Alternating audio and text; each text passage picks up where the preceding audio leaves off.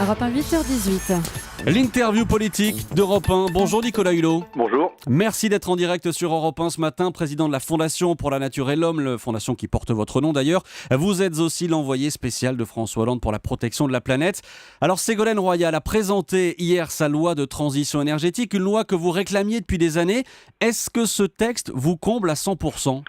Non, mais on va d'abord regarder le côté positif, parce que l'idée des remarques éventuellement qu'on peut faire les uns les autres, c'est de tirer les choses vers le haut, c'est de faire en sorte que tout ça ne reste pas de simples injonctions, mais c'est de rappeler d'abord prioritairement qu'il y a dans cette loi de transition la possibilité d'avoir un extraordinaire outil de sortie de crise, que cette loi s'inscrit dans deux contraintes. Premièrement, lutter contre les changements climatiques, mais deuxièmement, surtout, changer de modèle énergétique. Pourquoi ?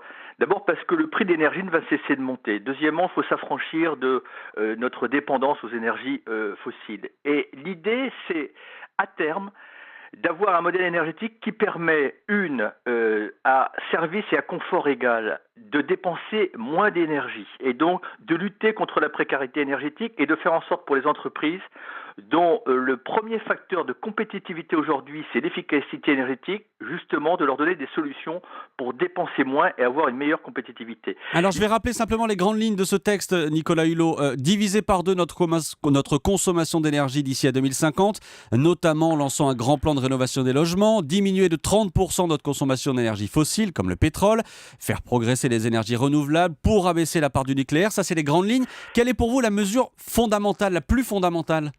Écoutez, l'ensemble, l'idée de diviser d'ici 2050 notre consommation d'énergie, pour moi, c'est une mesure fondamentale. Pourquoi ? D'abord parce que effectivement, c'est la meilleure réponse que l'on peut faire par rapport aux contraintes énergétiques. Deuxièmement, parce que ça va créer des emplois, mais pas des milliers d'emplois, des centaines de milliers d'emplois. Il faut juste garder à l'esprit que la France foisonne d'innovation, de créativité, et notamment au niveau des PME, pour justement répondre à cet enjeu-là. Moi, je reçois en permanence, que ce soit à la Fondation ou dans ma mission à l'Élysée, des entrepreneurs, mais qui me bluffent tous les matins sur leur capacité à développer des technologies qui vont permettre à tout un chacun ou de mieux capter les énergies renouvelables ou de moins dépenser d'énergie à confort égal.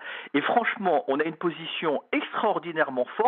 Encore faut-il que l'on soutienne depuis la phase de recherche fondamentale jusqu'à la phase de développement industriel nos PME pour éviter qu'elles ne partent à l'étranger. On peut vraiment, sur un plan économique, on a un avantage.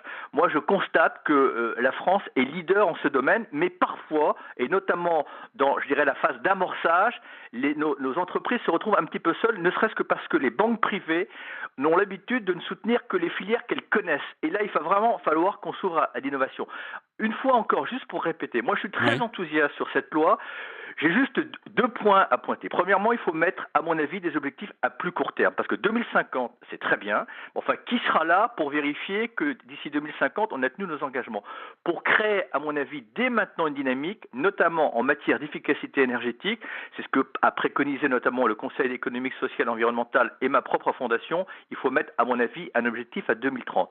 Mais le point d'achoppement, et à mon avis, c'est là que, notamment dans les amendements parlementaires, voire les amendements gouvernementaux, il va falloir préciser les choses. Ségolène Royal, qui est vraiment très motivée sur ce sujet-là, mais a parlé d'une enveloppe de 10 milliards sur 3 ans. Très sincèrement, 10 milliards d'euros pour 3 ans pour la loi sur la transition énergétique, enfin pour la transition énergétique française, on n'est pas à la hauteur. Puisque pour vous, il faut mettre combien sur la table ?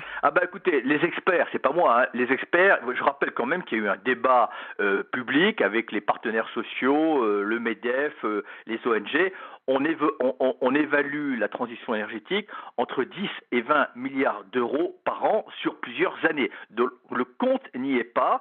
Et donc, si on ne veut pas, encore une fois, que ce bel objectif, qui est un objectif incontournable, qui permet enfin de faire rentrer la France dans le XXIe siècle et de passer dans le modèle économique de demain et pas le modèle économique d'hier, il faut effectivement là mettre des moyens. Mais Nicolas Hulot, oui. Comment est-ce que vous financez ? Vous dites que ça coûte entre 10 et 20 milliards par an pendant plusieurs années. Comment vous financez ça ? Les caisses de l'État sont vides. Oui, c'est bien de s'en apercevoir. C'est pour ça que si on ne s'ouvre pas à des financements innovants, on n'y arrivera pas. Alors nous, on a posé sur la table deux pistes de réflexion, et c'est pour ça que si l'on déconnecte la transition énergétique des conférences bancaires, si on le déconnecte d'une réflexion approfondie sur la fiscalité écologique, on n'y arrivera pas. Alors, il y a plusieurs pistes. La première piste, c'est que la France devrait se tourner vers ses partenaires européens pour voir si on ne peut pas faire pour la transition énergétique ce qu'on a été capable de faire pour sauver les banques en France. Est-ce qu'on ne peut pas faire de la création monétaire ?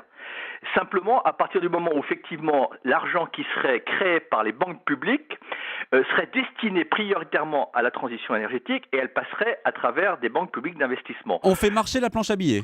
Nous, on en est convaincus dès lors, encore une fois, que tout cela est bien fléché. On vient de le faire encore récemment.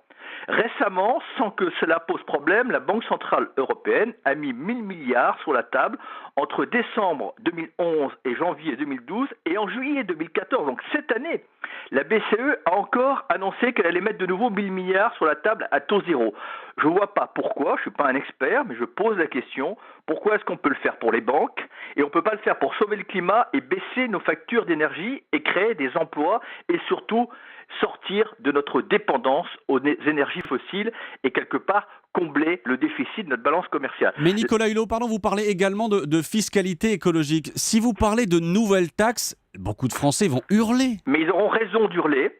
Ils auront raison d'hurler si on ne pose pas un principe intangible sur la table, et gauche-droite confondue, pardon de le dire, mais on a été de maladresse en maladresse.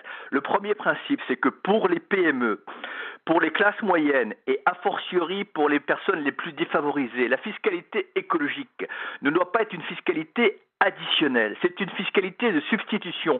Il y a un principe dans la fiscalité, on doit taxer ce qui est nuisible, on doit taxer le négatif, on ne doit pas pénaliser le travail. Et aujourd'hui, la majorité de nos prélèvements obligatoires pénalisent le travail. Soulageons les prélèvements obligatoires qui pénalisent le travail et basculons-les là où on a besoin de dissuader ou éventuellement assortis aussi d'une fiscalité incitative pour les comportements, les filières, les modes de production et les modes de consommation qui vont dans le bon sens. La Suède l'a fait, mais il faut avoir une vision sur la fiscalité écologique. Et pour l'instant, effectivement, on a toujours présenté la fiscalité écologique comme un empilement supplémentaire de taxes. Je comprends que cela puisse provoquer du rejet. Je demande simplement à la classe politique, la France a vraiment une extraordinaire opportunité. Il y a un texte de base qui n'est pas suffisant, mais qui a de très bonnes intentions, que la gauche et la droite laissent pour une fois leurs pratiques politiciennes et enrichissent, tirent ce texte vers le haut et fasse en sorte que ce texte soit inscrit dans une cohérence et adossé à des moyens à la hauteur de cette ambition. C'est un investissement extraordinaire pour l'avenir. Nicolas Hulot, le nucléaire, Fessenheim, pas un mot dans cette loi. François Hollande s'était engagé à fermer cette centrale. Est-ce que vous aussi, vous en faites une question de principe ? Alors, très sincèrement, au risque de choquer mes amis écologistes, je m'en fiche. Moi, la seule chose qui compte, c'est pas comme ça, c'est pas en disant on va fermer telle centrale, etc. C'est que là aussi, on a une cohérence. Parce qu'il y a une chose qu'il faut, à mon avis, préciser. On nous dit qu'on va garder la capacité de production de l'énergie nucléaire d'aujourd'hui.